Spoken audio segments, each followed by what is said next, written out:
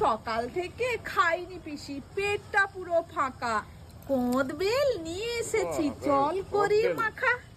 আজ বানাবো কোঁদবেল মাখা।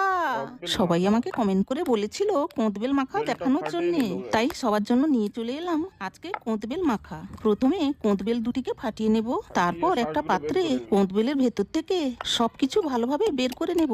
একটা হামানদিস্তা নেব, তাতে কাঁচা লঙ্কা খানিকক্ষণ থেঁতো করে ধনে পাতা কয়েক থেঁতো করে নেব। এবার কোঁদবেলগুলো দিয়ে দেব, তারপর ওতে বিট লবণ, সর্ষের তেল, চিলি ফ্লেক্স, কাসুন্দি, চাট মশলা এবং চিনি দিয়ে ভালোভাবে মাখিয়ে নেব। এবার ফাঁকা কোঁদবেলের ভেতরে মাখাটা ভরিয়ে ওপর থেকে কাঁচা লঙ্কা এবং ধনেপাতা দিয়ে পরিবেশন করব কোঁদবেল মাখা। ঝাল ঝাল, টক টক, মিষ্টি মিষ্টি, এই তিন সংমিশ্রণে কোঁদবেল মাখাটা অসাধারণ হয়েছিল। আপনারা অবশ্যই ট্রাই করবেন বাড়িতে।